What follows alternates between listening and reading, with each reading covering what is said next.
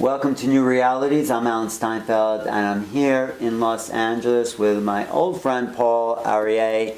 And what he's done here in Tarzana, outside of the main part of Los Angeles, is create a Shirdi Baba temple. And this is a really more than life-size statue of Shirdi Baba, because this is what was at the Kaleshwar temple when we met almost 20 years ago in India, Penakonda, India, the home and ashram of Swami Kaleshwar, who was a very magical, amazing being. I only knew him a short time. Of course, you spent a lot more time with Kaleshwar. 14 years.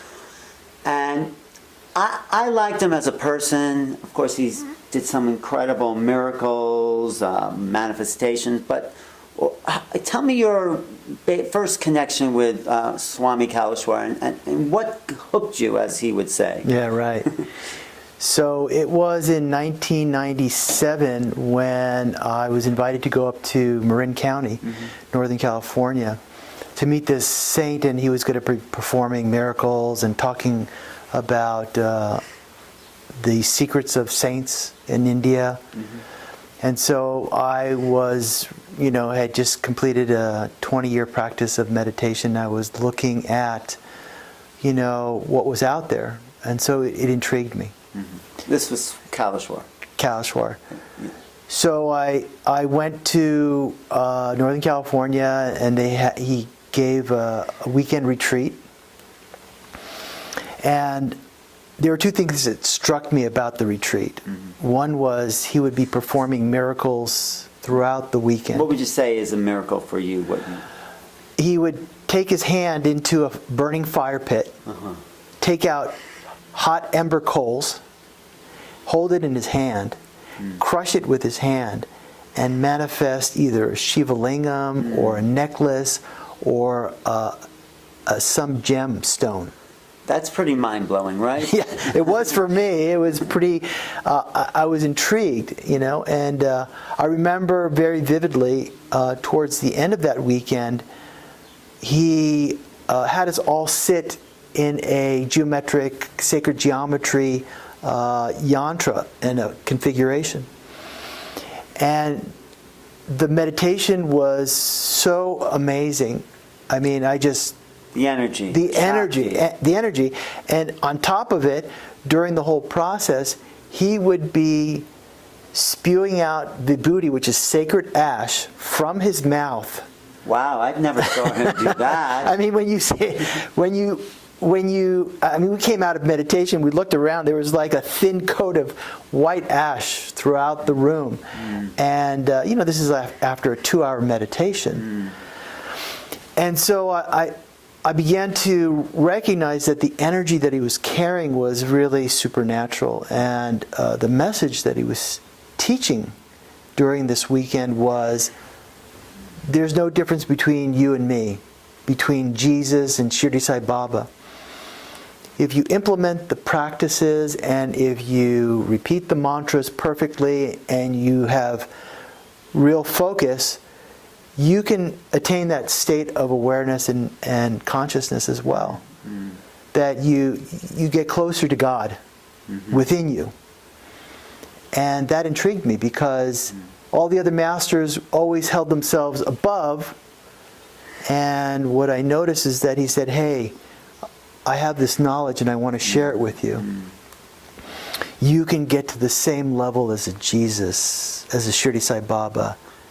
Yeah, it's true. Swami never made himself greater than anyone, or that kind of distance between teacher and disciple. Right. I mean, the first time I saw him, my friend Paula, girlfriend Paula, was living at the ashram.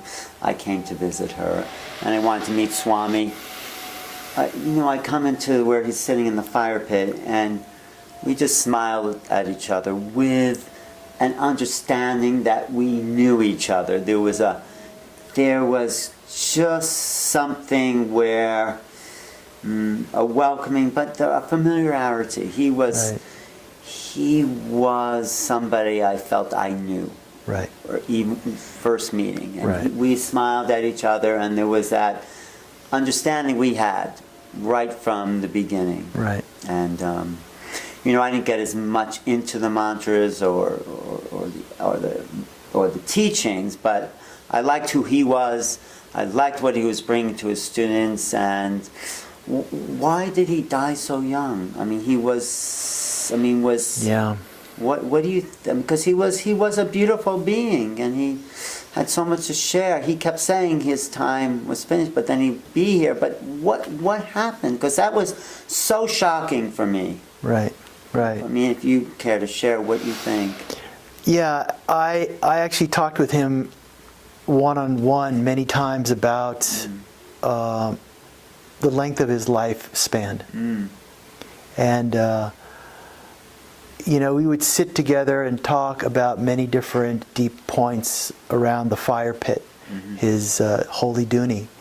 And he would reiterate to me often that his time on the planet is short. And hearing that, it was a little bit shocking, and it was a little bit kind of disturbing to hear that someone would say that, oh, I'm going to be leaving the planet soon, and that he wouldn't be around for very much longer.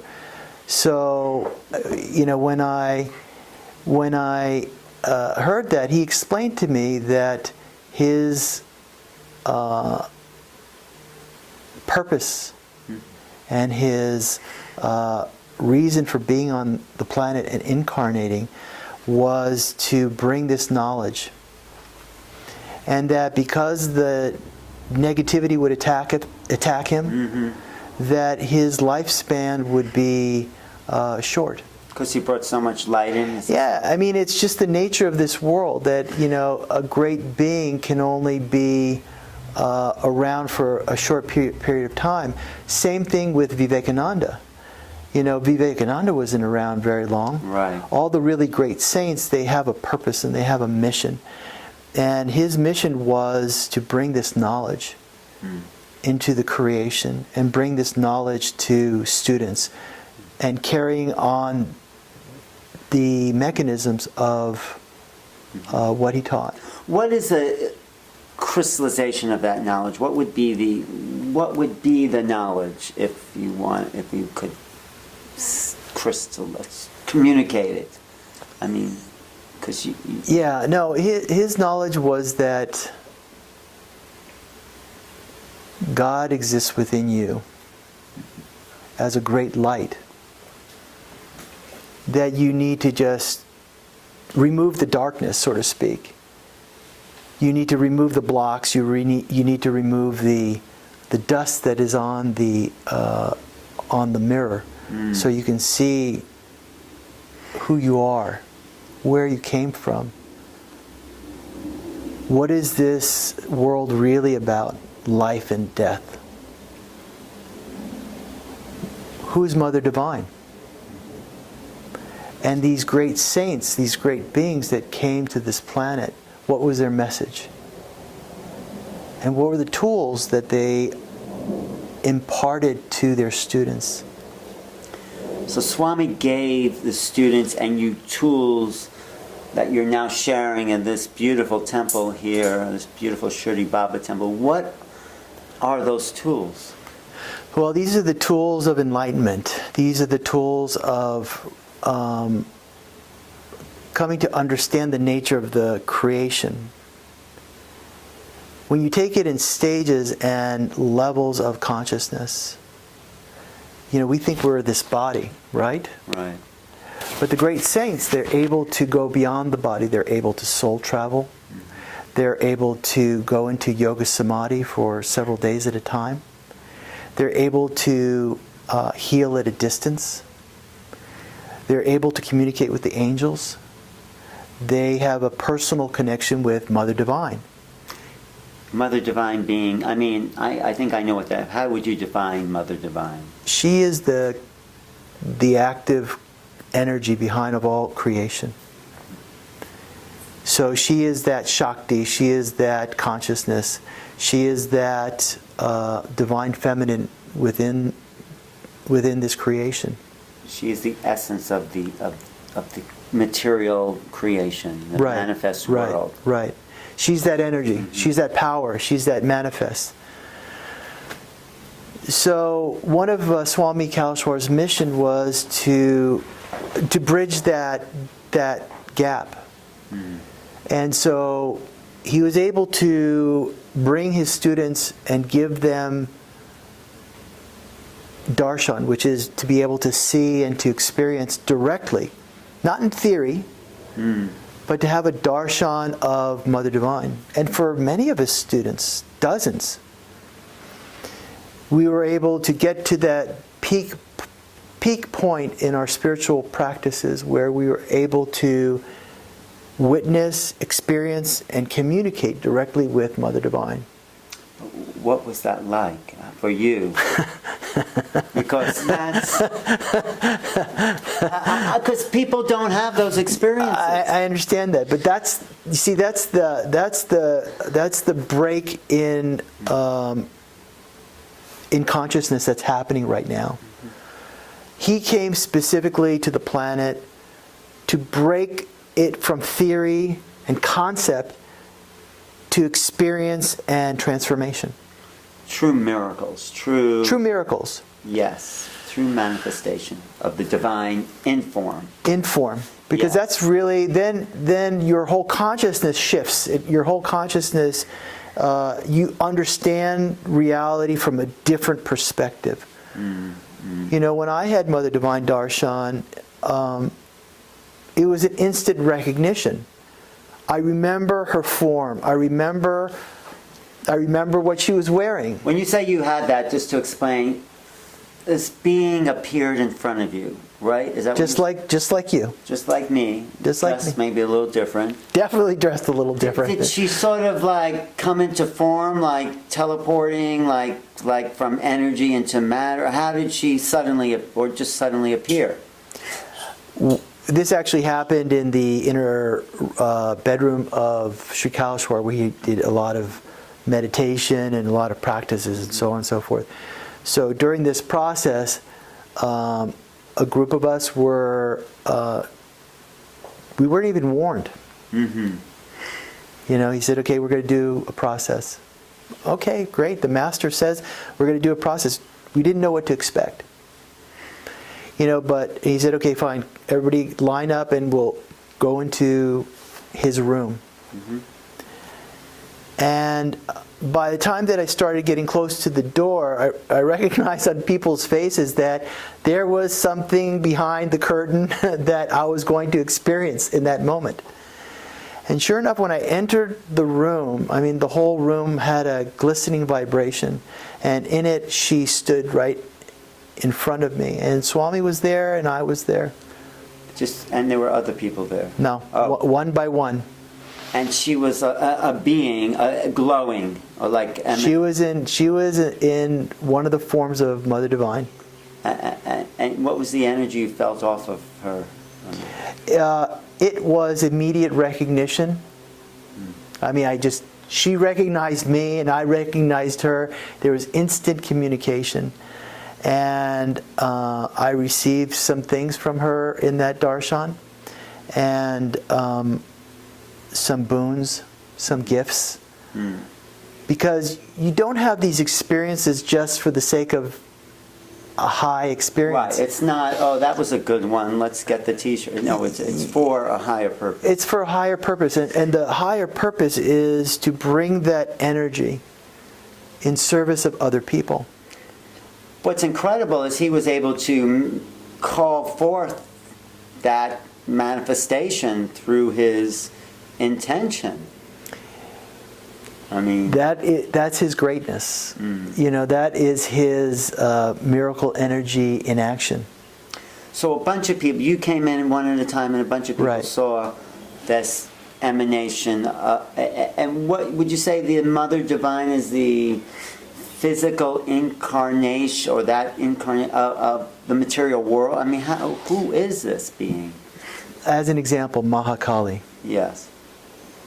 She is one of the forms that removes negativity and is highest love, positivity that manifests. I mean, you know it in Indian mystical tradition. Mahakali is that fierce form of the mother's energy. Mm-hmm. And, you know, they're different forms, but, you know, as an example, Mahakali is the Ramakrishna Paramahamsa. Mm-hmm. Used to have darshan of Mahakali every night. She'd come. She would come. Mm-hmm. And she would instruct him. And she would have conversations with him. Mm-hmm. So we hear about all these great saints having these experiences. And here's this great saint, Sri Kaleshwar, and he linked his students directly with Mother Divine in a way that there was a bond, there was a link, there was a channel. Mm. And now, you know, I can see in retrospect how that relation has evolved and developed over time. I just want to say these are not hallucinations, they're not psychological manifestations, they're not symbology, they are actualities. Yeah, right, exactly. There is a being there that cannot be just like you're there or whoever you're talking to is there. You're not hallucinating it's not a psych. And they're not just people there's a higher grace that flows through them when you're in that presence. Right.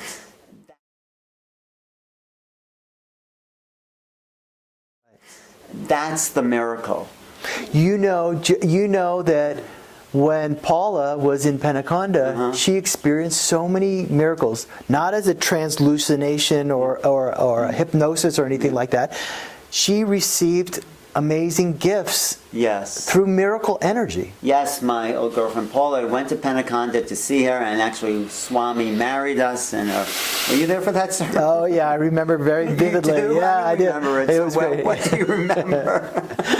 You guys were in the bliss, that's for sure. It was actually. It was. Nice. It was a great celebration. I had my Jewish mother there, Anya, to walk me down the aisle, and it was a great celebration. Yeah, it was. Yeah, it was. I have pictures of that. But getting back to Paula, she would stand in front of the statue like this. Of Shirdi Sai Baba in Penaconda, right? In Penaconda, just like this one. Right. And the statue animated. Right.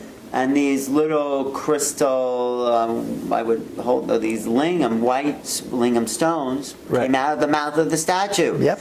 How do you explain that? You can't explain it. There's no logic to these things. But you saw many miracles. Can you just share some of the other miracles? Because sure. When you're in touch with that divine energy, this is Kaleshwar in the corner over there, looking down at us, looking over. When you're in the presence of these beings and beings who've done a lot of spiritual practice, there's less of a veil between the worlds, and the divine comes in. So what did you see, if you care to share some of the other?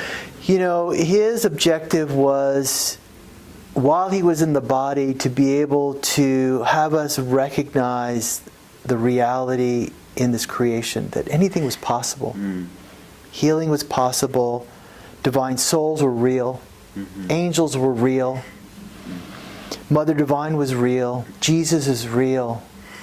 That the illusion of life and death, you know, you need to pull away the mystery, so you can begin to experience it like the way Jesus did. I mean, that was what caught me and interested me so much, was that I could experience the same things as Jesus. Like what? Like what was that? What would that be? In 1998, I participated directly in a miracle where I was in a process that Swami directly instructed me to take bottles of water in a bag with roses and just hold on to it for as long as I possibly could. And I'll never forget it, because during that process, my whole body was just vibrating and shaking with the energy. I mean, really, I didn't know how long I could really last. And that in the process of that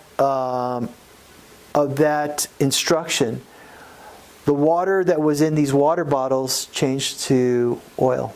Really? Yeah. What kind of oil? Like sesame oil.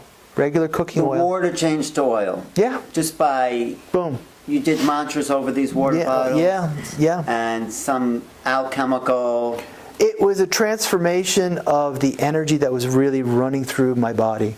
That was the transformation. It's tapping into that miracle energy, and to know whatever is possible. And these miracles are there as demonstrations. It's not designed that, oh wow, miracle, wow, like we should pursue miracles.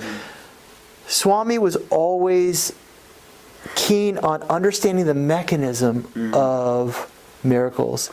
Right. Of course, Paula, my old girlfriend's favorite miracle was Kundalini Yoga. Oh, right. The Kundalini Yoga. Tell them what Kundalini Yoga. She was a little obsessed with that. Yeah, Kundalini Yoga is about cutting and refixing, and you see it in various different. Shirdi Sai Baba, he was able to perform Kundalini Yoga on himself. You know, there's a story in the Sai Satcharita where, you know, he literally cut up his body and was strewn all over the floor. And in the West, it sounds really kind of strange. It actually does, yeah. It does, yeah. But in the East, they know it as a practice of yoga, a mastery of the energy, the miracle energy, which happens as a result of great austerity practices. And the beauty of that teaching is that you learn the mechanism of creation. But you participate. Just share what you participated in. One. I participated in a Kundalini Yoga where we. I know it sounds a little weird. It sounds a little weird, but it really wasn't. Everything was okay. Everything was okay. You know, we actually cut the head of a chicken. Were you the one who cut the head? I held on to the chicken. And someone else cut the head? Yeah, right. It was a chicken, a wild chicken they held. And it wasn't like it was designed to prove a point. Right. So someone cut the head, you're holding a chicken, someone cuts the head, and then Swami does what? And then he said, okay, we'll put it there on the floor and we'll cover it with a basket, and then we'll just refix it. Wait, so the head was here and the body was there? It was right there, both of them. So they were not attached, though. The head was not, or slightly attached. Yeah, slightly. Right. And the point of it is that, okay, we took a break, and then he called us back, and we locked the doors, and we had guards standing at the door. And the amazing thing is that when he called us back and we went inside, and we took the basket off of where the chicken was, it was back to life. That same chicken? That same exact chicken. How do you know it was, I'm not being skeptical, but how did you know it was the actual? We locked the doors, no one went in, and no one was allowed inside. And we had guards on the door just to make sure that nothing would, be suspect, so to speak. So, and then we asked him, I said, and he talked about this before, he talked about how Muhammad took the bone of a dead cow in the desert and he was able to regenerate that being because he understands the mechanism of creation. This is what Swami was trying to teach you guys. This is what, because we asked that question. We asked him specifically. I said, Swami, what's the mechanism and what are you trying to teach us? And what he said is that how to become creators. That with the energy of creation, life and death are really illusion. You've heard this, Alan. Yep. This is all people talk about. Yeah, of course they say that, yes. And if you understand the mechanisms of creation, destruction, and regeneration, then you understand, like a great saint, what life is all about. So because we may talk about it, maybe you know it, but they have kind of an inside scoop on that, on the laws of creation. Right. And he used those laws to put that chicken back together. Yeah, and it was really fascinating because we didn't understand the components of what goes into these miracles. And he explained it. He says, when I'm doing this miracle, Mother Divine is there because the source of all miracles is Mother Divine. She has to be there. And wherever Mother Divine is, Shiva needs to be there because he's the one that's responsible for the souls. Oh, is that? I didn't Absolutely. know that. Shiva? Okay. You know, in the Jewish tradition, when they sit, they're sitting Shiva. Oh, right. Are you? Because I also want to ask you about your Jesus darshan. Right. If you want to share that. Yeah, I'm happy to. Even Jesus was able to perform that same miracle where he was able to bring the dead back to life. Right.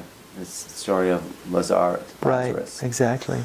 So, has Swami, since there's that illusion of life and death, has Swami, though, communicated since he's been on? I mean, what can you tell of that presence that's still here? Obviously, this is a manifestation of Kaleshwar, this temple that you've created. But have you had any close contact with Swami? Absolutely. You want to share any? Absolutely. You know, his energy is very accessible. And you just have to tune in to How would someone tune in? You can get his personal mantra. It's in one of his books. He shared that with people. And it's not so difficult. You know, we think that because they're not in the physical body, that we can't access and connect it. You know, I was blessed that I had 14 years to live with him, study, and clarify questions and remove doubts. And he guided me during that whole period. So I felt very blessed. Of course, when he left his body, you know, I was devastated for a period of time. You were? Yeah, absolutely. Well, it was shocking. It was like, boom, he drank, or whatever got to him. I don't know. Yeah. It was very quick. But he knew he was going because he knew that his time was limited. And everything that he wanted to achieve, he really did achieve. And in fact, I knew that towards the end of 2011. I knew that when I came back in 2012 January, which was just a month before he would leave, that everything that he wanted to give me, I received. He had even built a Dwakamai to put his body in, didn't he? Right. I mean, right. people weren't aware of that's what he was doing. Right. And there's a lingam stone in that Dwakamai that would spill out Amrit, right? That's what he said. Yes, absolutely. Did you see that? I mean, I've seen that he has a soul object, which is a emerald lingam, very similar to one that we have here, that has bled sacred honey or amrutam. You saw that? I've seen it, absolutely. Okay. I even have some of it From the amrita? Yeah, absolutely, from some of those processes. Actually, you said some of these lingams actually bled. Right. What did you do to make them bleed? No. It was 2018, last June, and it was a week before Guru Purnima. And we were doing a 4-week series on the Guru principle. And we took a process. And we had a mantra, and we had an intention to manifest that divine energy in our lives. We wanted to know it's real. I mean, it's one thing to want it, but it's another thing when the universe really gives you a confirmation back. You know, it's like, wow. And so the week before Guru Purnima happened, we came in here to do an Abhishek to the Shiva Lingams there, and it was me and 3 or 4 other people. And you know, we were setting up, and all of a sudden, one of the people started noticing that these water spots on the lingam. You know, it was like little, like the pores. You know, the sweat coming out of it. And I'm looking at it, and it was growing. It was actually starting to increase. The water. The water, and you could start seeing it all over the Shiva Lingam. And we videotaped it, and we put it on our website. But was it blood? No, it was actually, it was like a liquid, oilish type of honey. That manifested. That manifested. Amazing. And we were there for 15 minutes, and it was just pouring out.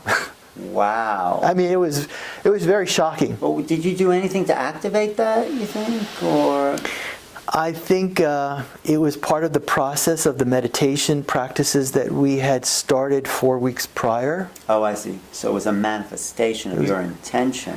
It's always a combination of our efforts, the practices that we did, and it's always the divine saints that allow it to happen, so to speak, as a confirmation that yes, you're going in the right direction, or yes, I am here. And that's really the bridge.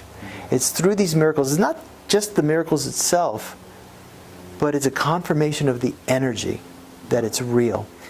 And that's great for students and for people who need the confirmation. Right. There actually is people I know in New York who have never met Kaleshwar, but feel they are students of Kaleshwar. Right.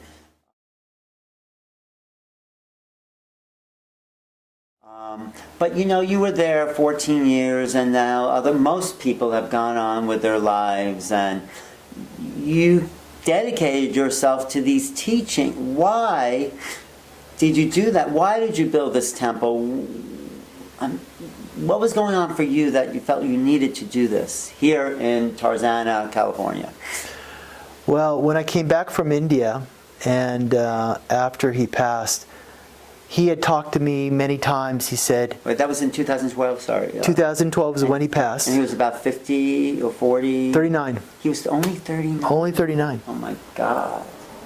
Incredible. But anyway, sorry. But I'm just like, I thought he was older, but no. So anyway, so when you came back... that whole 14 years, he was training me, and he was teaching me, and he was constantly telling me, build a center in Los Angeles. He was saying that when he was alive? Absolutely. Uh-huh. He would send me here on trips to find property for him. Mm-hmm. And, he knew my soul dharma. He knew what I was meant to do in this lifetime. Which is? To bring this healing energy and this knowledge and these deep techniques to other people. I mean, it's one thing for myself because it's transformed me. Right. It's another thing to be able to teach others and watch the transformation that happens to them. I have to say you are transformed. I mean, when I knew you 19, 20 years ago, I felt it was harder to connect. You were so focused on Swami. There was not that place, and you were so dedicated back then. But now you're more open. I feel there's more of a connection. There's more expansion because you're bringing this out to the world. So I mean, just my personal. Plus the fact, Alan, I've changed. Yes, that's what I'm saying. You have changed. That's what I see. Yes. And the change is that, my heart is much more open. Mm-hmm. I am much more connected with my soul vibrations. Mm-hmm. I'm present. When I'm here with you, I am fully engaged and present with Alan Steinfeld. Mm-hmm. If that's who I am. Yes.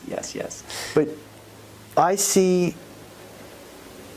a piece of consciousness which is within me also is within you. Mm-hmm. Yes. And when I see that, I see a very open heart. And I see a very wise person that has had beautiful experiences in his life that have taught him lessons. That's why originally I reached out to you, because you had that open heart. You had an experience of Swami Kaleshwar. So it was really natural for me to just kind of like No, it's great. It's great. Yeah. No, I had an experience, and Paul, when Swami was visiting New York, he was going to stay with me. That was a great blessing. I'll never forget that trip to New York. I went there, and it was like, go check out Alan's place, you know? I know you came up and measured the Vastu. How was my Vastu? I forgot, but obviously, you know, it was good enough for him to come and visit you there. He did visit. You know, the problem, there was no hot water that day in my building. He wanted to take a bath. I left him alone in the apartment, and there's no hot water. It was awful. It was quite an embarrassment because there was a beautiful being visiting me, and anyway, it all worked out for the best. We Right. hosted him in New York, and Right. it was, yeah. It was 2001. You know, it was 2000. It was 9/11. Yeah. He came there September 11th, 2000. Right. And, you know, that's pretty strange, right? Right. That's very synchronistic for sure. Yeah. So, yeah, but, So getting back to why Yeah. I created this, yeah, and your transformation in this. you know, I tested all these techniques. You know, I needed to test it for myself. You know, if it's not real for me, I don't want to share something that I don't have a direct experience, whether it be a meditation technique, whether it be a process, or whether it be a concept that Swami taught. I wanted to really experience it for myself.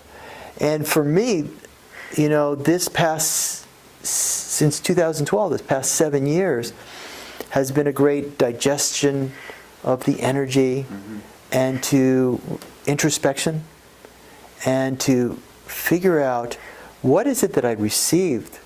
What is this value proposition that I'm sharing with other people? What's my experience of it? And so I tested the energy, and it's real. What was it that made you? I mean, I'm sure it is real, but what was it that you felt? What was real? What did you receive? The presence of the divine in my life is so profound and so pronounced. Everywhere that I go, I feel this presence of divine protection, divine love. Love. You feel that. You feel it because I mean, it's a palpable. It's a palpable thing, you Yeah. know. It's not to say that I always used to be this way. Yeah. I used to be very heartbroken. You know, I had a lot of trauma and a lot of heartbreak in my life. And during this 14 years, and even since then, you know, I've released so much of that poison. I've taken that poison and I've learned how to create nectar in my life. I release the poison, and it creates more space for me to put love in its place, consciously. And, you know, it's not to say that I don't have my tough days and my challenges and my tough times, but I always go back to my heart. Because love is the greatest weapon, and it's the highest vibration to embrace. And I could say very practically that I have so much more love now, so much more compassion, so much more patience and faith in myself, that there is a divine vibration within me. And that's what we have to offer all our interactions. You know, there's going to be negativity out there, for sure. Whenever there's positivity, there's going to be negativity. But how you master that negativity, that is the key. You know? Swami taught you that. Absolutely. Because the tools, the techniques, you know, I simply will be in a person's presence if they're having a rough day or if they're heartbroken. After 5 or 10 minutes of being in this space, all that tension kind of releases itself. And through the power of love, you can heal anything. So you've created this temple out of love. Yeah. Is this your main focus living here in LA, or do you? It's one of the things that I do. You know, the temple right now is really it's self-sustaining. You know, it took us 6 years to really establish the vibrations here. So now the vibrations are kind of like autopilot, that when people come here and they sit down, just sitting down and closing their eyes to meditate, the vibrations, the positive, uplifting vibrations are designed to change you from within. And I've seen it so many times. Hundreds and hundreds of people that have come here. I mean, it's only 900 square feet. Yeah, it's a garage, really. Yeah. But we transformed it into a powerful temple that the vibrations is what transforms people. Well, let's talk about Shirdi and the statue, or it's not really, what would you call this? Not really it's a statue, but there's another word for this, right? It's called a murti, which means an Right. enlivened statue, Right. meaning that his consciousness lives in that statue. And I know this because I've had people have come here and they've had this statue turn into a flesh manifestation of him. Well, I know he is for real. I visited Shirdi, where he lives, Shirdi Baba, and there's a samadhi there, and bent down over the head of the samadhi, and there was a communication. Right. There's a presence there. Right. I sat on his rock in that position, his Right. famous position, and Right. no, there's a familiarity. There's a love, let's say, of Shirdi, and people watching this first time may not understand the relationship between Kaleshwar, Swami Kaleshwar, and Shirdi Baba. I mean, do you want to talk about that a little bit? Yeah, when Swami Kaleshwar was only 14, Shirdi Sai Baba came to him in physical form. He was a student. He didn't know anything. He didn't even know who Shirdi Baba He was was. studying law, wasn't he? Or He was in high school he was in high at that time, and Was he the Sai Baba? Was he connected to that Satya?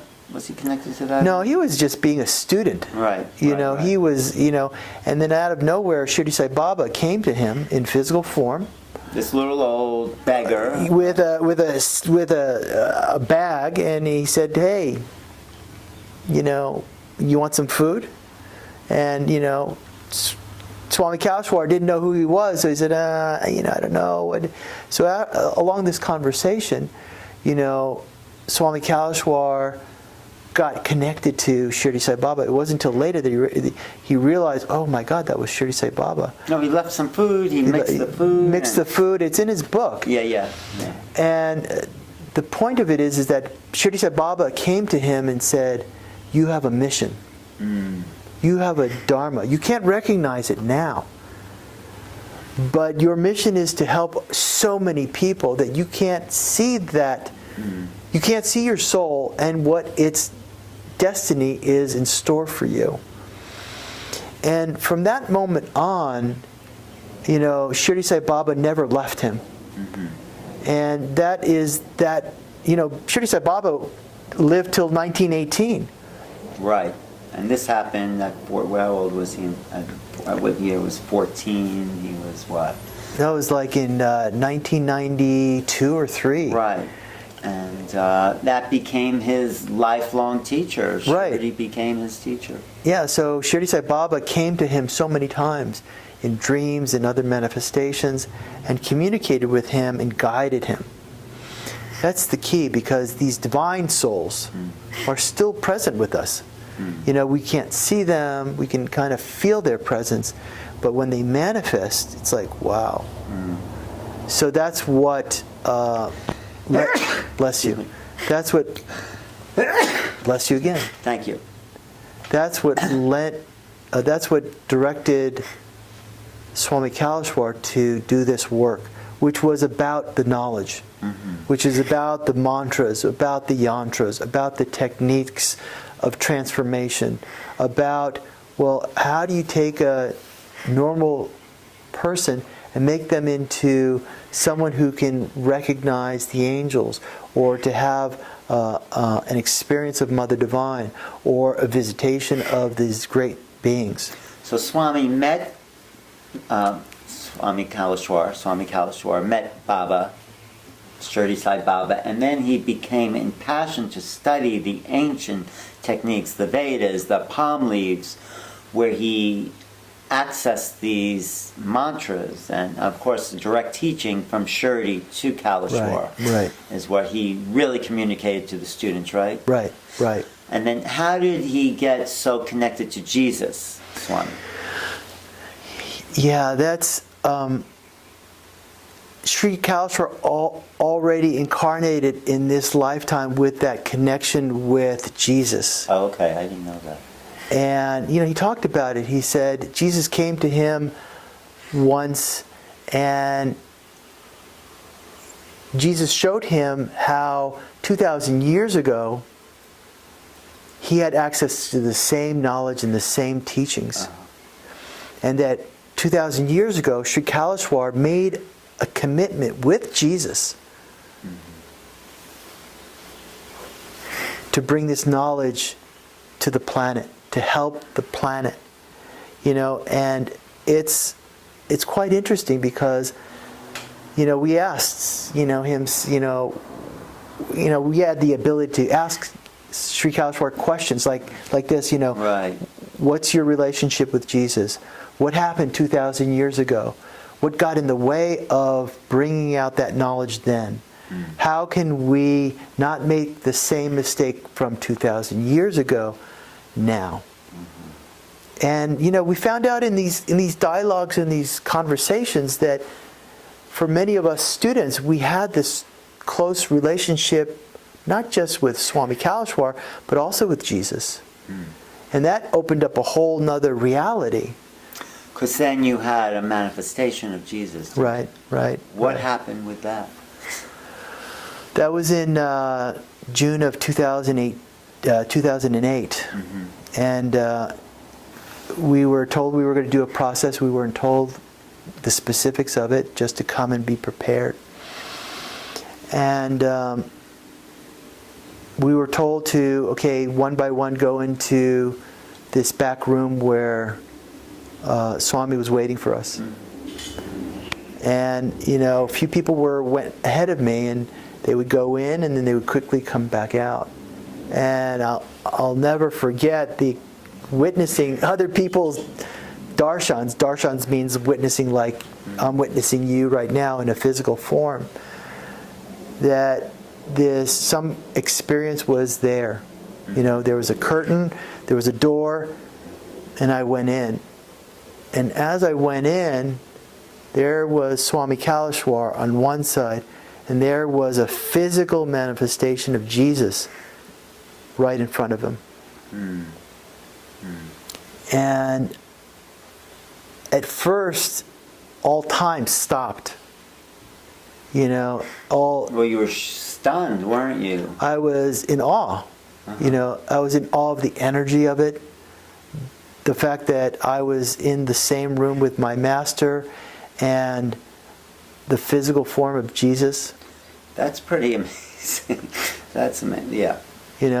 And I thought to myself, okay, this is only like a 1 or 2 second thing. But when I had that thought, immediately Swami Kaleshwar grabbed my hand. He grabbed my arm, and he didn't have to say anything. It's like, you're not going anywhere. So how long were you in there? I was there for a while. Like a half hour? I mean, enough to know that it was not a hallucination. It wasn't a hallucination. No, enough to know it was real. You saw the clothes he was wearing. I saw the clothes he was wearing. I saw his hair. I saw his features. And, there are certain aspects of a miracle that you can't talk about. Right. But there are certain things that I can talk about. And there was communication. There was an instant recognition. There was like a deep understanding that our souls had met before. What was the feeling? Did you feel like a charge or something? Did you feel? There was electricity in the air for sure. And I had the opportunity to really pranam and put my head down in reverence and in gratitude and like that. And then, towards the end of that darshan, Jesus raised his hand and he gave me a couple of power objects. Materialize them. Materialized them. Can you share what they were? Yeah, they were 2 crystal lingams. Uh-huh. And it was later which Swami explained to me what they were. They were, one Shiva lingam was a Shiva lingam that represents that male, divine male energy, and the other one was a Shakti lingam. And in those 2 lingams, I could heal. And you're using that for healing. And I use that quite often with healing. What I do is that I pour water on them, and then I give the water out to people, and they take it for healing purposes. And I in a closed door meeting with some of the people that went in and had that experience, he called on me, and he asked, "Do you know what you received?" I said, "No." He says, "Come up and show me what Jesus gave you." And I looked at it. He says, "Do you see that? Do you see that?" And I looked at it. And I looked at one of the Shiva lingam, and there was this dark blue light that was emanating, which was like the eye of Shiva. It was like amazing. He says, "This is a Shiva and Shakti lingam." And we all know that Shiva and Shakti are the 2 aspects of this creation. And from that moment on, my life really changed. And how? From vibrationally from the inside, I became more, peaceful, more patient. You definitely are more peaceful and patient than when I knew you before.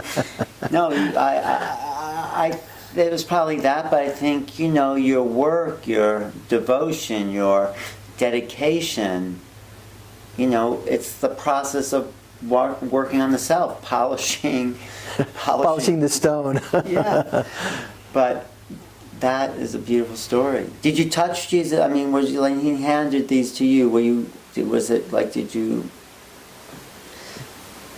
If you want to, that's okay. That's okay. I mean, it's just we had an amazing interaction.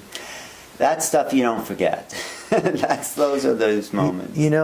Alan, we have the ability to go back in our consciousness and in time to those moments in our life that transformed us. And I oftentimes go back to those moments which were powerful and transformative, and through my inner consciousness to pull that energy into the present moment. That's a good teaching. Thank you. That makes sense. That feels. Because in the healing work, that's what we have to offer. Through our soul, through our vibrations, through our love, through the heart. That's how we touch people. It's not in any action that we do. It's not in any thought that we have. It's in our presence, and in the moment we're able to share energy with other people to uplift them. That's what Jesus' message was. That's what Swami Kaleshwar's message was. That's what Yogananda's message was. And Shirdi Baba's message. Shirdi Sai Baba. So these experiences, through the transformation, I bring it forward in service of other people to help however which way I can. Whether through the teachings, through kindness, through gratitude, we help other people. Yeah, and by creating a space for people to come and feel some of what you've experienced and brought back into this place. Right. In a way, it's a bit of a microcosm of the Pentaconda. Right, absolutely. Even the floor reminds me of Pentaconda, right? Marble floors. The marble floors, the statue, you know, the murti, and every day you pour water on this. Yes. And whether there's people here or not, Yep. you, like at a certain time of day, you do this, like in the morning times. In the morning, you take a and you unclothe the statue. Right. You pour the water Right. on, and you say some mantras. Right. And that's your spiritual practice in a way. Yeah, I mean, I meditate every day. I use mantras. I use yantras. I read the teachings. But I just want to say, it's not idol worship, which of course the Jews broke. This is a way of cleansing yourself. It's a way of connecting to the divine. Through an action. But when you clean the statue, there's a purification of your own soul. It really is, you know, the power of the water element is really not to be underestimated. Mm-hmm. You know, it's not a statue. It's a living, breathing, vibrational entity in that statue. How's that? Because it embodies Shirdi's energy? 100%. So you're feeling the presence of Shirdi? 100%. And if anybody has a doubt, I invite them to come to the temple, sit down and meditate, and experience it yourself. Okay. I can't convince anybody. They have to have the experience themselves. Yeah, I mean, so what? How do people just show up here? Do they call you, make an appointment to come? I mean, I know there's certain holidays Guru Purnima, but how do people, if they're in the LA area? We have a website. Which is? The simplest is sstusa.org. SST, Shirdi Sai Baba Temple. Shirdi Sai Temple USA.org. SST. But we have the abbreviated version, right. sstusa.org. And so they would find out when the hours are open. Right. And you welcome people. This is absolutely. People are welcome here. We have fire ceremonies every month, twice a month on full moon and new moon. Mm-hmm. We have meditation classes. Mm-hmm. We have online courses. And we do quite a bit. You know, the temple is one aspect of the work I do. Mm-hmm. You know, I have two other ways that I do the work. You know, I have my own personal consulting and life coach practice. Oh, I didn't know that. Okay. Where I incorporate the teachings and help people in personal transformation and in organizations, because organizations are just people. Right.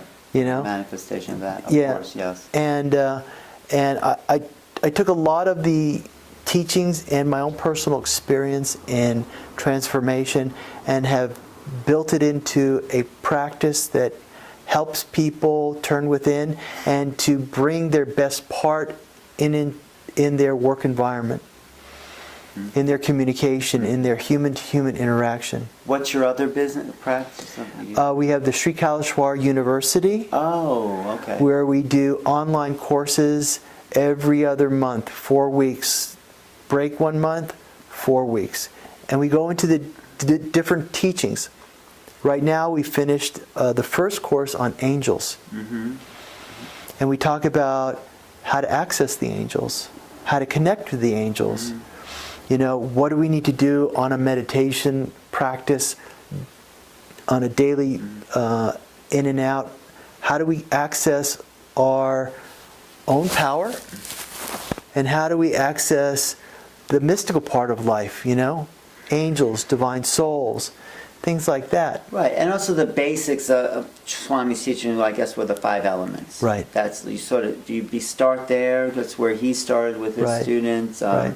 I know when I was bringing Emoto, you know Emoto with the water crystals? Right. I did the water mantra in my bathtub 40 days, and we had a very successful event. Right. So there isn't, it's the words, it's the, what did Swami call them, Bashakra, the seed vibrations. Yeah, what was his? Bijaksharas. Bijaksharas.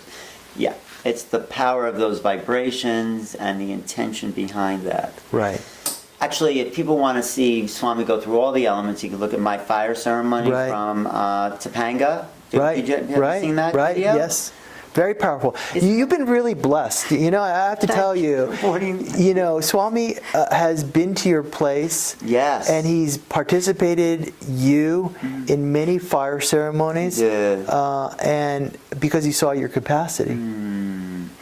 Well, this is one of the reasons I came here to visit this temple. No, it's true because because you're carrying the lineage. It's my tribute to, I would say, a dear friend. Right. And yes, I feel like there's a recognition of a presence that, I mean, I can ask you what your experience, but I also have my own feelings of that connection. Right. With little pictures around my house, Right. or even online. I'll Right. show you I still carry the wedding of me, Paula, and Swami in Right. that. But yes, thank you for saying it, because thank you for reminding me, because like we share that brotherhood in a Right. sense. Absolutely. That living essence. I mean, when we're talking, Alan, don't you feel Swami's presence? He's looking right there. No, I feel it because all the familiar things, and yes, we're invoking that presence. Right. And I do feel it in that way. Do you feel it stronger when you're talking, sitting with me? Because this is our association. And Right. Well, you feel it, but this is your life in a way. You're carrying that vibration, because he kind of initiated you to be a carrier of this message. Yeah, he did. He So did. It's become your life. I mean, what else would you want to do, right? You know, in life, Alan, you have to do, my personal feeling is that you have to do in life what you're passionate about, what brings you happiness, what really helps other people. What really excites me is when I teach people meditation, introduce them to the mantras. You know, sit with people in front of a fire puja, doing mantras, and seeing people actively engage in the fire puja, releasing their pain, releasing their poison, letting go of stress, and then seeing their face lighten up, and the transformation and the power behind the mantras and the fire element, how it changes people. That's rewarding. Yeah, because I think a key to that is because you have changed with that process. You're holding the energy. It's like someone once told me, you can't teach someone to ride a bicycle unless you know how to ride a bicycle. Right. Because you've had that same process, you're also creating a field that allows. I know it's real. Yeah. And you're energizing the field with that. I'm creating with that energy. Yeah.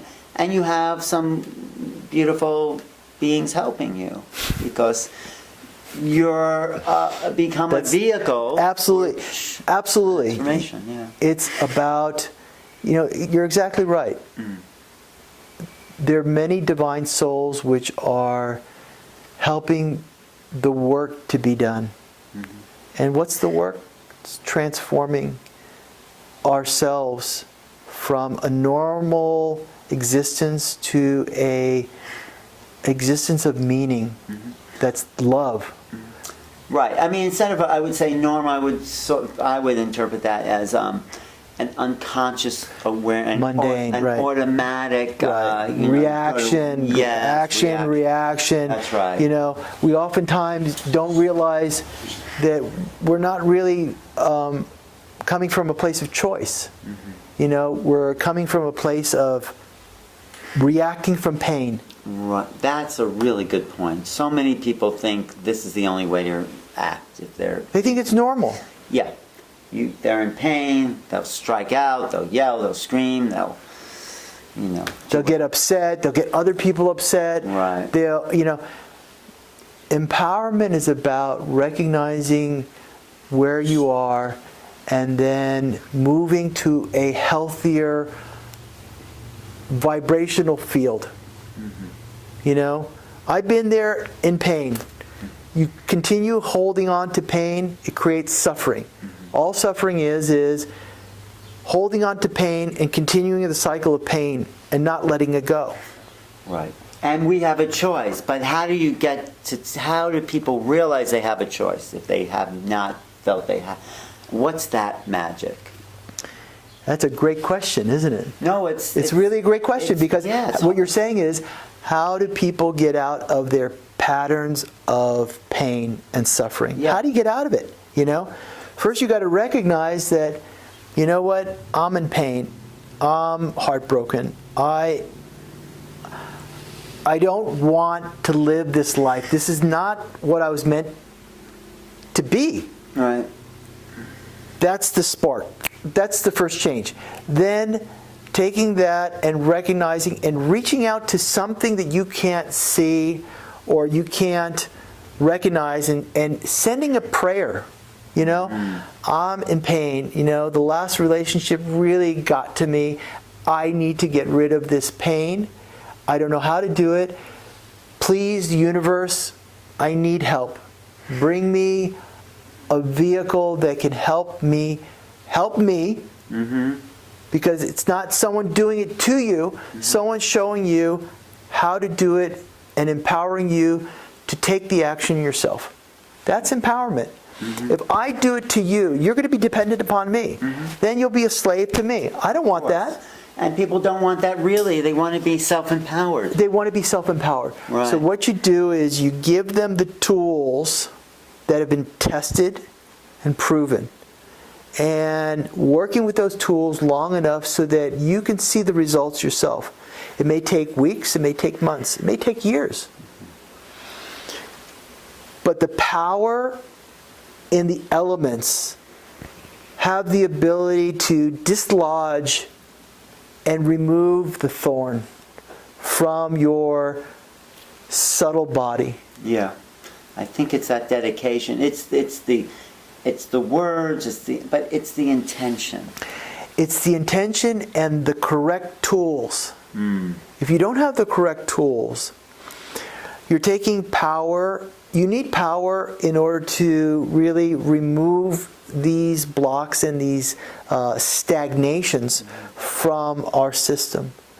Then once you remove them, what are you going to put in its place that's going to rejuvenate and nurture? Right. Nurture. Because you can pull the poison out, right? But then what are you going to put in its place? It's important that as you're destroying and taking out those toxic patterns, whatever, taking out the toxic and putting in its place, either by affirmations or understanding that your thoughts are powerful. Your thoughts are powerful, Alan. If you're going to entertain a negative thought, you're giving more power to that tendency. Take out the poison, replace it with something which is going to create a positive result in your life. Which could just be a practice. It could be a meditation. It could be meditation, mantra. It could be avishang. It could be before you react to someone with anger, pausing. Because when we get angry, we're letting go of our energy. We're letting go of our life force. I learned that a long time ago. I was like, wow, that's exhausting. Yeah, you were angrier. I was. Yeah. Absolutely. You ask anybody who knew me then. I know. That's why you're meeting a different person here. Yeah, or it's the same person transformed. And I guess the anger was about pain, really, right? Absolutely. Because under every person that's anger, there is pain that hasn't been resolved. Did you know what that pain was? Or you you did? And when you got, how'd you release it? Because this is... how'd you release it? How did you go in there and free yourself from that? That's power. Because once you know that you have the power to change, that if you put your intention behind it and you're given the tools. I use the mantras. Mantras are very powerful, you know, and I was able to dig out those karmic seeds and pull it out. And also, you know, I prayed a lot. You know, I asked Baba, I said, Baba, listen, I know I'm anger. I know I'm experiencing this pain. I want to get rid of it. I don't know how. I need your help. And he responded, showed me how to release that pain. And then once I released that pain, I learned that I needed to change my thought patterns. You know, when I see someone that they're annoying me or they're making me upset, I make it a point not to judge and criticize that person with a negative thought. You never notice that? You know, you think, Yeah. what an idiot. Right. You know, that We say that about Donald Trump all the time. I know. Right? But you see, you know, what am I creating with that? What I'm doing is reinforcing that person's mindset where they're stuck. I'm not creating anything positive. So how do we create something positive out of our own reaction?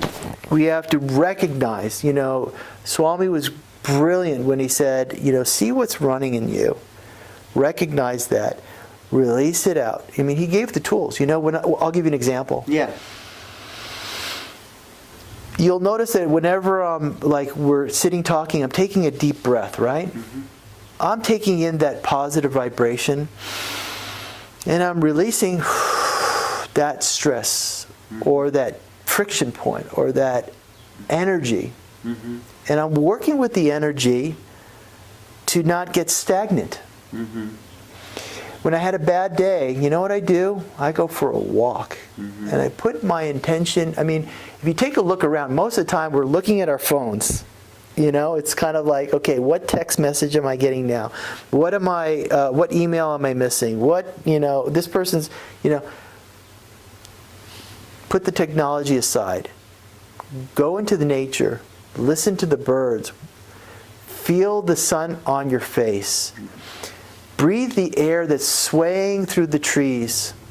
Look at the vibrations of the limbs of the trees and how beautiful they're flowing in with the sun and the wind. And actually say, I want to feel those vibrations that are in nature. Once you start focusing on nature, nature automatically will take and suck whatever poison that you're going through. Granted.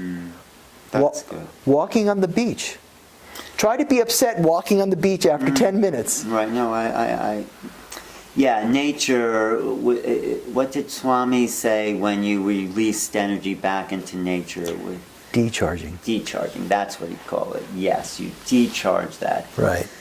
Yeah. Well, Paul, I have to say it's very nice sitting in the temple here. How do you feel? I feel actually very good. I feel very. You look completely different. I do. You look really. I just came back from like a 5-day festival of screaming millennials, but lightning in a bottle, which was fun. But it could use some of this vibration. It could. You feel relaxed? I feel very good here. I mean, I feel like, I feel that presence that was in Penaconda. Right. And you brought some of that essence here. This is a chair Swami would sit in. There's a little red chair. The statue. It's not just the artifacts. It's your intention and your dedication, I have to say, to bring the vibration. Right. Here. And, right. It's a spiritual discipline you've created. It's your little oasis. Yeah, it's your gift from Swami to you, and from Swami to the world. This is what he wanted. The students would come, they'd sit in the Baba temple, or they'd go upstairs to the Jesus temple, which was new when I got there, but it was being dedicated. And you brought something back to Tarzana, California, in the valley here in California. Little bit of bliss, little bit of Shakti, little bit of a place where people can turn within. Yeah, because these are not just pictures of people. These are really masters who've done the hard work, you know. Shirley would take on the welts of dogs that were beaten in his village, and that story really touched me. When Right. a dog was beaten in the town of Shirley Baba would break out in welts to heal the pain. Right, exactly. And, these are beings, not Hindu, transcend the Hindu. These are beings who've done the inner work to Right. know that they are the divine embodiment, and we're just learning, or I'm still learning that understanding that we're using our personality, our anger, whatever it is, to work through something to reach something eternal. Right. And these masters have shown us that these are not fabrications. These are people who show the way, Right. like Jesus or Buddha or any of the masters who have come forward to talk about what's possible. And being here is also a reminder of what's possible. That's Right. what I see you've created. And for yourself, right? It's a daily reminder. You can't avoid it. Exactly. This is your own discipline to be here. Thank you. Anything you want to... Are you taking another trip to Kailash? Are you doing anything coming up? Yeah, we're figuring out our next schedule. We take groups of maybe 8 or 9 people maximum. We've been to Mount Kailash, The home of Shiva? the home of Shiva. Yes. We take them to southern India. We take them to northern India. You know, one of the things that Swami trained me in was going to all these power spots. And the beauty of power spots is you don't have to worry about meditating. Automatically you'll go into meditation by going to these specific places. And each one has its unique quality and vibration. And it's like standing underneath a waterfall. You don't have to worry about getting wet. It automatically happens.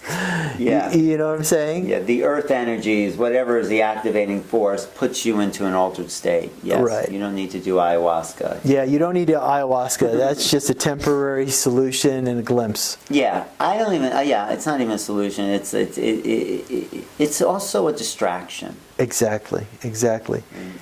But these trips are really powerful. They're usually 2.5 weeks, and they're very profound. I mean, every single person that's been on these power journeys with us, they come back a different person. You have an experience, I know. I mean, it's